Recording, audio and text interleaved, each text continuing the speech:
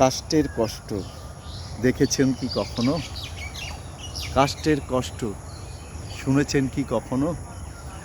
আজ আপনাদের কাছে আমি সুসমাচারের বিশেষভাবে বর্ণিত কাষ্টের কষ্টটি বর্ণনা করার চেষ্টা করব। তাহলে শুরু করা যাক। সবাইকে শুভ সকাল। আশা করি ভালো আছেন। এই কাষ্ঠ সম্পর্কে যা বলছিলাম, কাষ্ঠ একটি গাছের মৃতদেহ, শরীরের অসার অংশ, এখানে আর জীবন নেই। এই কাষ্ঠের পিছনে যে কত কষ্ট জড়িত আছে তা আপনারা হয়তো জানেন না, বা শুনলে হয়তো উপলব্ধি করতে পারবেন। এই কাষ্ঠ গাছের মৃতদেহ, একসময় জীবন থাকে, সবুজে পল্লবে ভরপুর একটি জীবন। বিজ্ঞানীরা আজকাল আবিষ্কার করে ফেলেছেন যে গাছ সে তার পাশের গাছ অর্থাৎ প্রতিবেশীর সাথে কিন্তু কথোপকথন করে, আর সেই কথোপকথন ঠিক মানুষের মতনই। আপনারা অলরেডি এই ব্যাপারে জেনেছেন। যাই হোক, এই কাষ্ঠ কীভাবে মানুষের জীবনে তার কষ্টের বর্ণনাটা করতে গিয়ে একটা মিল খুঁজে পেয়েছেন। হ্যাঁ, আসুন সেই কষ্টটার কথাই বর্ণনা করি। আপনারা বিভিন্ন ধর্মে বিশ্বাস করেন এবং অন্য অন্য ধর্মে যারা রয়েছেন তাদেরকেও সম্মান করেন। তাদের বাক্য, তাদের সুসমাচার আপনারা শুনে হয়তো চিন্তা করেন। হ্যাঁ, দেহ মন আত্মায় আপনারা চিন্তা করেন। দেহ মন আত্মায় যদি আপনি চিন্তা না করেন তাহলে এর মর্মার্থক বোঝা সহজ হয় না, কঠিন হয়ে যায়, এবং অনেকেই সেটা থেকে ভুল বা ভ্রান্ত শিক্ষা নিয়ে থাকেন। যাই হোক, এই কাষ্টের কষ্ট বলতে গিয়ে যেটা প্রথমেই আমার মনে পড়ে, যেহেতু আমি একটি পার্টিকুলার ধর্মে বিশ্বাস করি, অতএব সেই পার্টিকুলার ধর্মের বর্ণনা থেকে আমি আপনাদের কাছে শেয়ার করতে চাই। তার আগে বলি, কালকে একটি থ্যাঙ্কস গিভিং প্রেয়ার মিটিংয়ে আমি ঢাকার বাইরে গিয়েছিলাম। যে ব্যক্তি এই প্রেয়ার মিটিংটি ডেকেছিলেন তার অনেক কষ্টের মধ্যে থেকে একটি বড় কষ্টের পরিত্রাণ পেয়েছিলেন, আর সেই কষ্টের পরিত্রাণ স্বরূপ সবাইকে ডেকে সৃষ্টিকর্তাকে ধন্যবাদ দিচ্ছিলেন। হয়তো তার দেহ মন আত্মার শুদ্ধির একটা রিয়েলাইজেশন থেকে তিনি করছিলেন। অন্যরা হয়তো চোখের জল ফেলে তার জন্য প্রার্থনা করেছিলেন এবং তিনি তার ফল পেয়েছিলেন, আর ধন্যবাদ স্বরূপ সবাইকে ডেকে আবার সৃষ্টিকর্তাকে ধন্যবাদ দিচ্ছিলেন। যাই হোক, কষ্টের পরিত্রাণ পেয়েছিলেন। আর এই কাষ্টের কষ্ট সম্পর্কে আমি বলতে চাচ্ছিলাম, দেখুন, যখন সৃষ্টিকর্তা পৃথিবী সৃষ্টি করেছিলেন এবং বেশ দুটি ধর্মে অনেক বড় অংশে তাদের স্ক্রিপ্টে প্যারালালি একই রকম বর্ণনা আছে। যখন আদম হওয়া অ্যাডাম অ্যান্ড ইভকে এদন উদ্যানে রেখেছিলেন, তখন এই কাষ্টের সাথে একটা সম্পর্ক ছিল। সৃষ্টিকর্তা তাদেরকে সরাসরি সব অ্যাক্সেস ওই বাগানে দিয়েছিলেন, শুধু একটি আজ্ঞা করেছিলেন, বা নিষেধাজ্ঞা বলতে যেটা বোঝায় সেটা করেছিলেন, তোমরা এই গাছটির ফল খাবে না, কোনো ক্রমেই খাবে না, আর যদি খাও মরিবে। এটার অর্থ তারা প্রথমে হয়তো রিয়েলাইজ করেনি, আর তারা যখন ওই সুন্দর বাগানের মধ্যে বিচরণ করত, বিভিন্ন সময় ওই গাছটির সম্মুখে গিয়ে থমকে যেত এবং চিন্তা করত, কি সুন্দরই না গাছ, কত সুন্দর ফুল, কত সুন্দর পাতা, কত সুন্দর ফল। তারা যেন সেখানে মুগ্ধ হতো। কিন্তু যখনই তাদের সেই কমান্ডমেন্ট বা ক্রিয়েটরের সেই নিষেধাজ্ঞার কথা মনে পড়তো, তখন তারা আবার সরে যেত। একদিন সেই গাছের মধ্যে থেকে কেউ যেন কথা বলে উঠল, বলল তাদেরকে, এই সুন্দর ফল তোমরা খাও। আর তারা বলল, না, আমাদের সৃষ্টিকর্তা এই ফল খেতে আমাদেরকে নিষেধ করেছেন, আর এই ফল খেলে আমরা মরিবই মরিব। তখন ওই গাছের পিছন থেকে সেই ব্যক্তি আবার ভয়েছে বলল, না, এই ফল খেলে তোমরা মরবে না, বরঞ্চ এই ফল খেলে তোমাদের বর্তমান যে জ্ঞান আছে সেটা আরও বৃদ্ধি পাবে, তোমরা সত্যটা জানতে পারবে, তোমাদের সম্মুখে সত্য উন্মুক্ত হবে। আর এই কথা শোনার পরে আদম এবং হাওয়ার মধ্যে যিনি আমাদের নারী মাতা অর্থাৎ ইভ, হাওয়া, তিনি ওই কথায় প্রলুব্ধ হলেন আর গাছ থেকে ফলটি পেড়ে তিনি নিজে খেলেন এবং তার সহধর্মিণীকেও খাওয়ালেন। আর সেই দিন থেকেই গাছের যে কষ্ট, গাছের যে ব্যথা বেদনা শুরু হয়। আমাদের খ্রিস্টীয় ধর্ম অনুযায়ী আদিপুস্তক 3 অধ্যায় 15 পদ আপনারা জানেন, শয়তান এবং সেই সৃষ্টিকর্তার পরিত্রাণের ব্যাপারে বলা হয়েছে। একজনের পদমূলে দংশন করবে, আর একজন তার মস্তকে সেই আঘাত করবে। সুতরাং এই কাষ্টের কষ্ট কিন্তু এখান থেকেই শুরু হয়েছে। কাষ্টের কষ্টের ব্যাপারে যদি বর্ণনা করতে হয় অনেক কথা বলা যেতে পারে। আপনারা হয়তো সেই গল্পটি জানেন, অনেকেই পড়েছেন, একজন বিখ্যাত লেখকের গল্প, এবং এই গল্পটি যে কিভাবে এসেছে তাও আপনারা জানেন। একটি জাহাজ নিয়ে নাবিক অনেক লোক নিয়ে এক দেশ থেকে আরেক দেশে যাচ্ছেন, আর তখন যাত্রাপথে দুর্যোগে পড়ে জাহাজের পাটাতনের নিচে যে খোল থাকে সেখানে বরফে আঘাত পেয়ে বড় একটি ছিদ্র হয়ে যায়। আর নাবিক বুঝতে পারে এই ছিদ্র বন্ধ যদি করতে না পারি জাহাজ সাগরের জলে ডুবে যাবে এবং সমস্ত মানুষ মৃত্যুবরণ করবে। আর তাই তারা অর্থাৎ জাহাজের লোকজন চেষ্টা করছিল সেই ছিদ্রটি কি বন্ধ করা যায় কিনা, কিন্তু কোনো ক্রমেই বন্ধ করা যাচ্ছিল না। আর ওই জাহাজেই সেই ক্যাপ্টেন যিনি, তারই একমাত্র পুত্র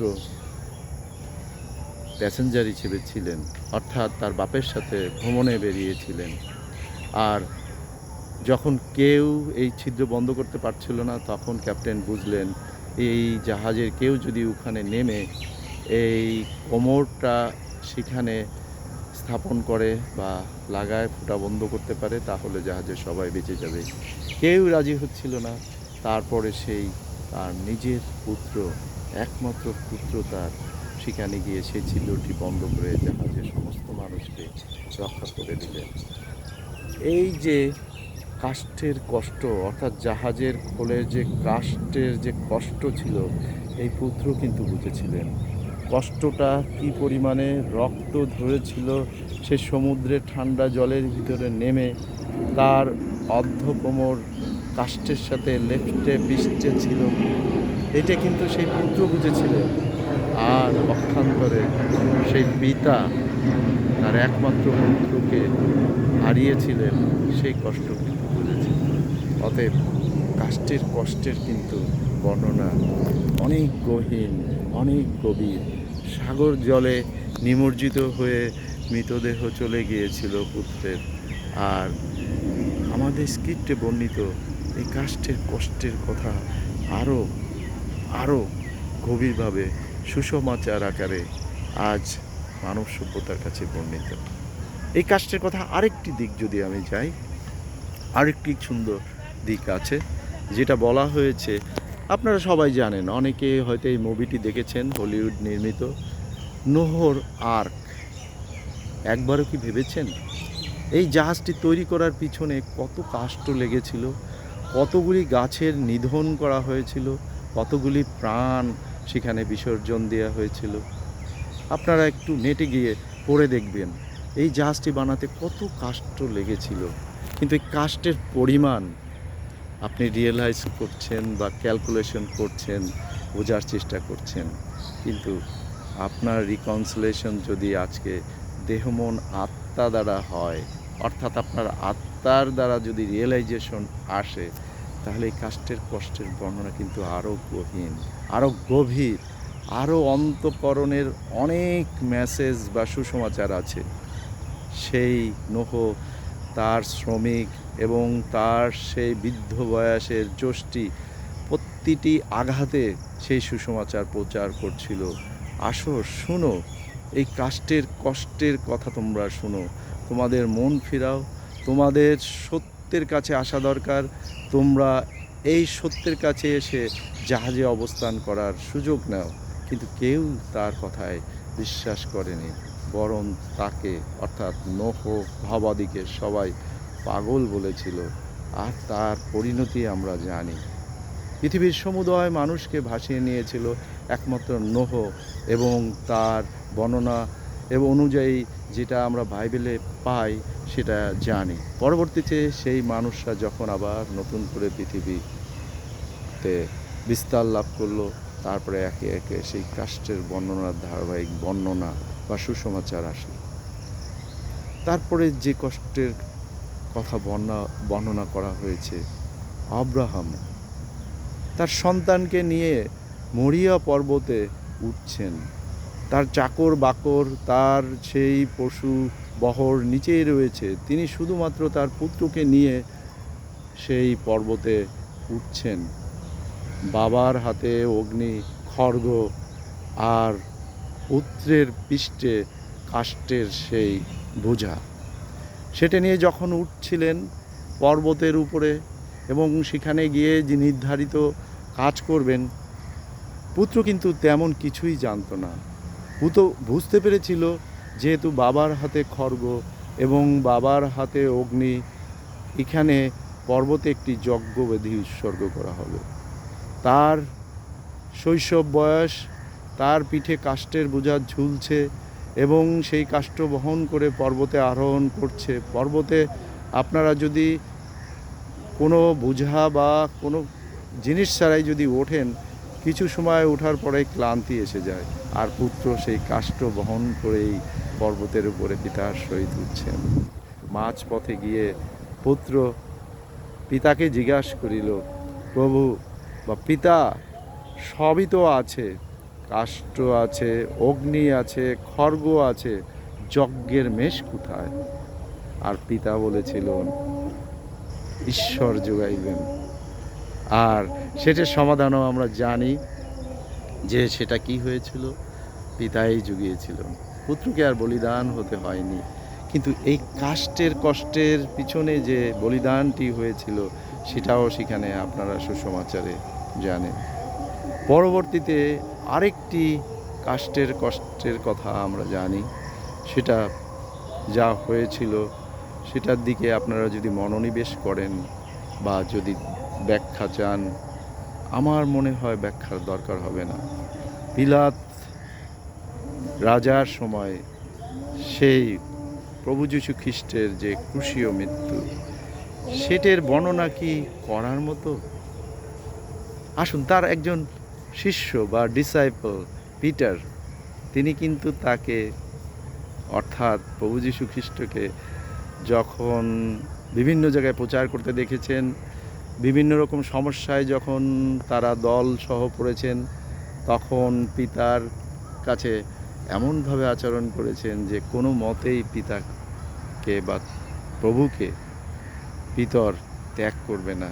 কিন্তু সেই রাতে যখন প্রভু যীশু খ্রিস্ট ধরা পড়লেন, আর তখনই কিন্তু সেই রাতেই কিন্তু প্রভু যীশুকে অস্বীকার করেছিল। যখন তাকে বলা হয়েছিল, তুমি যীশুকে চেনো, তুমি যীশুর সঙ্গে ছিলে, তখন তিনি বলেছিলেন, না, আমি তাকে কখনো দেখিনি, তাকে চিনি না, আমি তার সাথে ছিলাম না। সুতরাং কাষ্টের কষ্ট এখানেও কিন্তু বর্ণনা আছে।